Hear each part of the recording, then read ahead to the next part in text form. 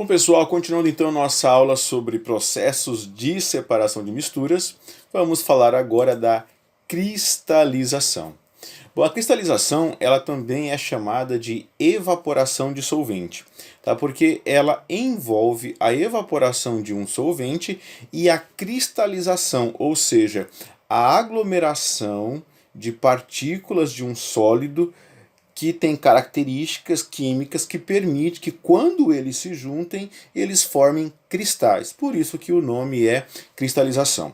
Pode ser de uma mistura de sólido líquido, em que esse líquido vai evaporar e o sólido vai cristalizar, ou pode ser também de um sólido magma fundido, num caso bem específico que é o dos geodos.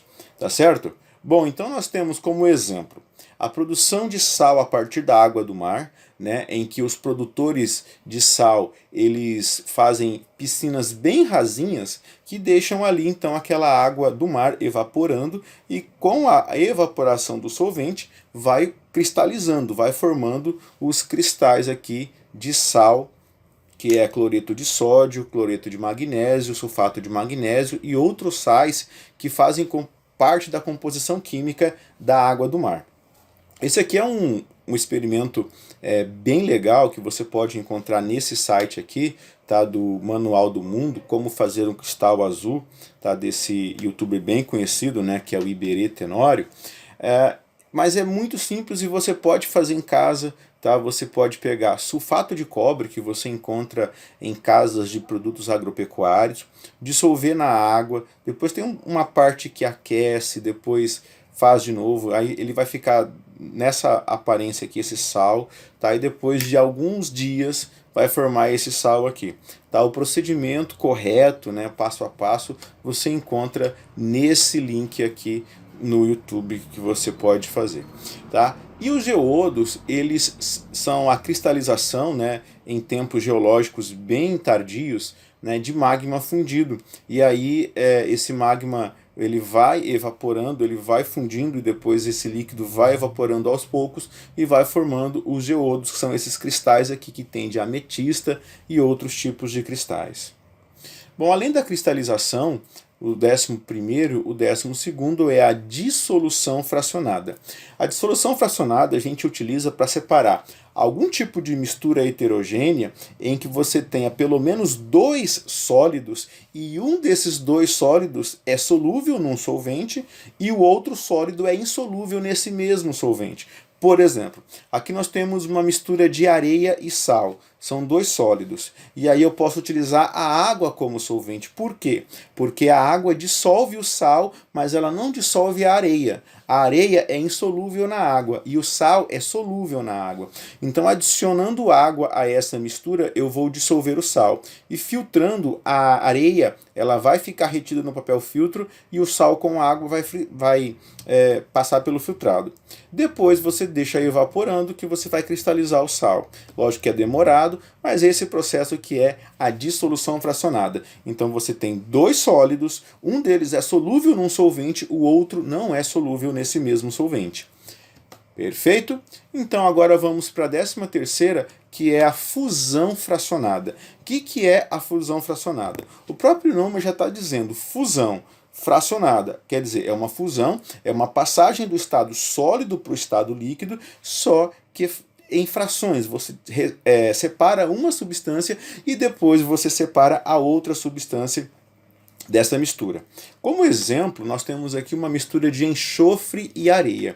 Tá? Observe que a temperatura de fusão da areia é 1700 graus Celsius. Do enxofre é 115 graus Celsius. Então são temperaturas bem distantes de fusão, ou seja, um derrete numa temperatura baixa, para o outro derreter você vai ter que aquecer muito mais essa substância para ela poder passar pela fusão. Então eu tenho aqui enxofre e areia. Aquecendo até 115 graus, o enxofre vai passar para o estado líquido, mas a areia não. Ela vai demorar muito ainda para passar para o estado líquido, só se você aquecer a 1700 graus. Então, entorna esse becker, você vai separar o enxofre e aí isso é uma fusão fracionada. Primeiro, funde um, para depois, se for interessante, fundir um terceiro ou um quarto, se for uma mistura de 3 ou 4 substâncias. Ok? Bom, nós temos esse vídeo aqui que você também pode acessar depois na internet, tá no YouTube, que explica mais detalhadamente esse processo de fusão fracionada. E ela é utilizada para separação de vários metais em siderúrgicas. Talvez você tenha lá um minério que essa siderúrgica extraiu de uma mina, que tenha zinco, cobre, magnésio, manganês, e aí você vai fazendo a fusão fracionada de cada um desses metais e retirando cada um deles em uma determinada temperatura de fusão. Fusão fracionada é isso, pessoal. E agora nós temos a 14ª, que é a sublimação fracionada. O que é a sublimação fracionada? É quando você tem uma mistura de dois sólidos em que pelo menos um deles sofra sublimação. E nós já vimos em aulas anteriores que o iodo sofre sublimação. A cânfora também é uma substância bem aromática, que sofre sublimação. Ela é parecida com o naftaleno, que é a naftalina, que também sofre sublimação.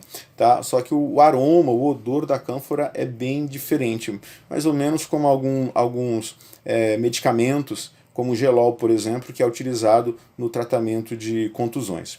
Então, o que acontece na sublimação fracionada? Você vai ter aqui uma mistura de, por exemplo, areia e iodo. Quando você aquecer, o iodo vai sublimar e a areia não. Então o iodo sublima do estado sólido para o estado gasoso, isso é sublimação, e aí ali em cima, nesse caso aqui, pode ser aqui nesse vidro de relógio ou aqui também, tá? Você vai ter um vidro de relógio mais frio e aí o iodo vai sublimar de novo do estado gasoso para o estado sólido e ele vai agregar nessa parte aqui de baixo desse vidro de relógio. Nós temos um vídeo que mostra isso acontecendo. Ó. Então aqui nós temos as pedrinhas, né, de iodo, né, que pode estar misturado com um outro sólido ali que não sublime, como por exemplo a areia, e aí com aquecimento, né, esse iodo vai sublimar do sólido para o gasoso e depois ele sublima de novo com a diferença de temperatura, com a diminuição da temperatura de gasoso para sólido.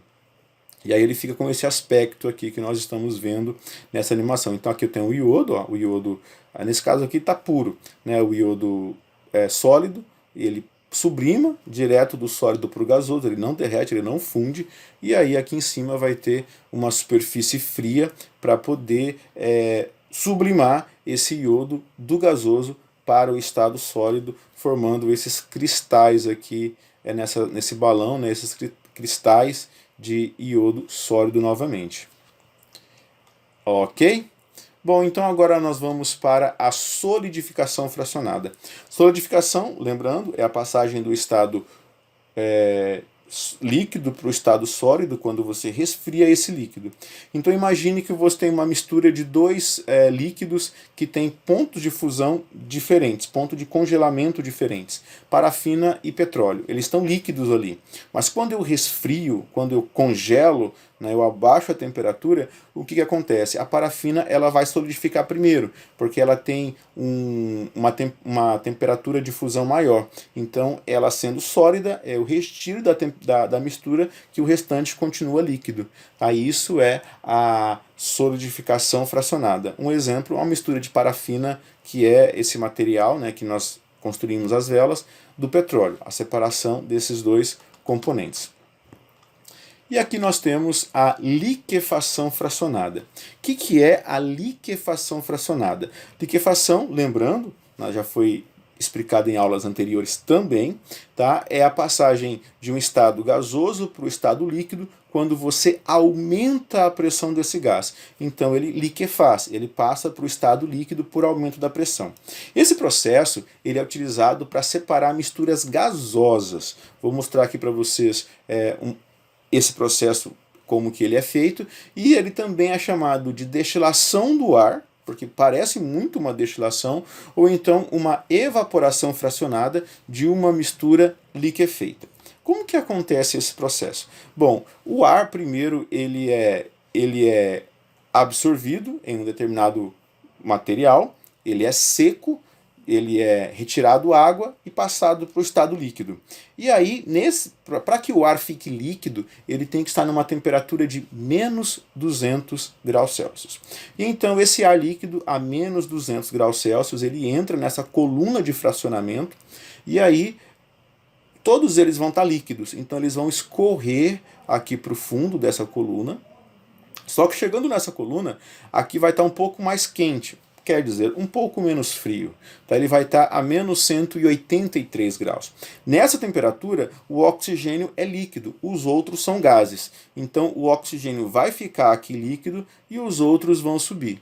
Tá? E cada um vai ser aspirado dessa coluna de acordo com a sua temperatura de ebulição. E aí isso vai ser engarrafado ou então transportado no estado líquido ou até no estado gasoso, de acordo com o interesse da empresa, da indústria ou do hospital. Lembrando que o ar atmosférico ele é composto por 78% de nitrogênio, 21% de oxigênio e 1% de outras coisas, que tem o argônio, água, dióxido de carbono e outros gases. Então essa é a composição, ou seja, o ar ele tem muito mais nitrogênio do que os outros gases. Depois tem oxigênio e aí tem uns outros gases em menor quantidade. Mas como que esse processo ocorre? Vamos lá. Nós temos então a uma temperatura de menos 200 graus Celsius, eu tenho esses três gases, tá? Aqui eu tenho o nitrogênio, o oxigênio, que é o vermelho, o argônio, que é o verde. Olha só, o nitrogênio, aqui nessa tabela, eu coloquei para você o azul claro, é o estado gasoso. E esse azul escuro aqui é o estado líquido. Então, numa temperatura de menos 200, todos eles são líquidos, porque todos eles vão estar abaixo do ponto de ebulição deles. Então, uma substância abaixo do ponto de ebulição e acima da fusão, ele é líquido. Então todos eles vão cair aqui líquido, então vão entrar por aqui líquido, nessa temperatura bem baixa, que é menos 200 graus, e vão vir aqui para o fundo dessa coluna de fracionamento. Tá? Porque todos eles, aqui o ponto de fusão de ebulição do nitrogênio é menos 196. Então abaixo disso ele é líquido, acima disso ele é gás. O ponto de ebulição do argônio é menos 186. Então abaixo disso ele é líquido e acima disso ele é gás. E o ponto de ebulição do oxigênio é menos 183. Então acima disso ele é gás e abaixo disso ele é líquido. Então todos eles a 200 graus eles são líquidos. E aí o que acontece? Então aquece, né, essa mistura a uma temperatura de menos 196. Ele estava aqui ó, em menos 200 e foi aquecido para menos 196. Nessa temperatura o que acontece? O nitrogênio ele passa para o estado gasoso, mas os outros dois continuam líquidos. Então o nitrogênio passa para o estado gasoso e aí ele vai ser aspirado desse sistema, ele vai subir aqui e vai ser aspirado dessa coluna de fracionamento. Os outros dois gases, né, os outros dois compostos, as outras duas substâncias, né, o argônio e o oxigênio, continuam líquidas, porque menos 196 é uma temperatura em que eles são líquidos ainda. Então o próximo passo é retirar o nitrogênio desse sistema, e aí o nitrogênio ele vai ser aspirado para fora desse sistema e vai ser utilizado em diversas áreas, como por exemplo, ele pode ser utilizado para a fabricação de fertilizante, o nitrogênio é muito importante para as plantas, ele pode ser, se ele continuar líquido, né, resfriar ele numa temperatura que ele fique líquido, ele vai ser utilizado como nitrogênio líquido para a preservação de materiais como esperma, óvulos e embriões. E também é utilizado como gás hospitalar. Um outro uso muito interessante do nitrogênio é que ele é uma atmosfera inerte em tanques de armazenamento de óleos vegetais. O que é isso? Bom, eu tenho aqui um tanque de óleo vegetal. Se essa atmosfera aqui, se esse ar aqui dentro for o ar atmosférico normal, ele vai ter 21% de oxigênio. E esse 21% de oxigênio ele pode oxidar esse óleo e vai estragar esse óleo, ele vai ficar um óleo rançoso, tá certo? Então o que acontece? Retira esse ar atmosférico daqui e injeta nitrogênio, porque o nitrogênio não tem oxigênio, é nitrogênio, então ele não vai oxidar, não vai provocar a formação de ranço ali nessa atmosfera inerte que vai ter aqui. E é inerte por quê? Porque o oxigênio ele explode, ele é combustível. O nitrogênio não, né? Ele é inerte, ele não reage, ele não estraga, ele previne que haja um processo de oxidação. Bom, então nós continuamos aquecendo esse sistema e aí você aquece a menos 184 graus. Nessa temperatura de menos 184 graus, olha só o que acontece. Ela é acima do ponto de ebulição do argônio. Então o argônio vai passar aqui para o estado gasoso, ele era líquido, só que o oxigênio continua líquido aqui ainda, porque o ponto de ebulição dele vai ser só menos 183. Então o argônio passa para o estado gasoso e o oxigênio continua líquido nesse processo.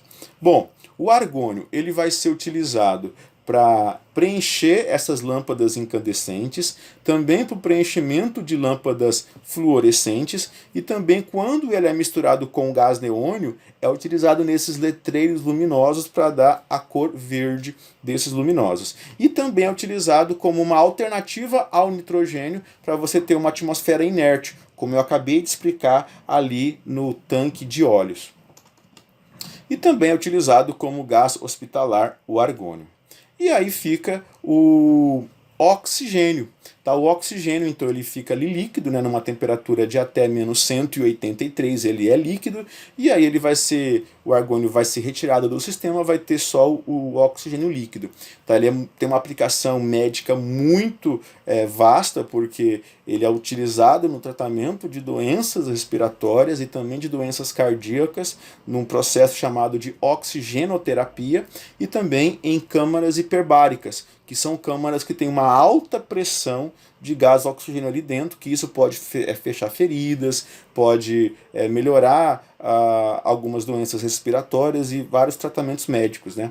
E no Brasil isso é muito importante, tá? Mas em tempos de Covid nós tivemos colapso, né? Numa falta muito grande de gás oxigênio nesses hospitais, porque muitos pacientes acabavam em um estágio da doença que precisavam ser entubados e precisavam de uma dosagem de 100% de gás oxigênio. Tá? Você não resolve, não trata um paciente com Covid só com ar atmosférico. E aí nós tivemos, né, uma citação de um de nossos políticos que disse isso daí.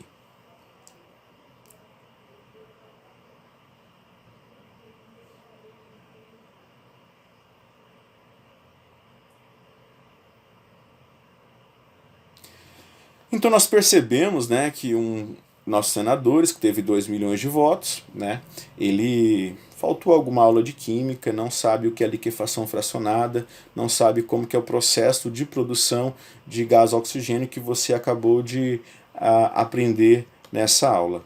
E recomendo esse vídeo aqui, é muito interessante. Ele explica não só a liquefação fracionada, como mais outros 3 processos para separação de misturas gasosas. Muito interessante e fica aí a minha recomendação para você.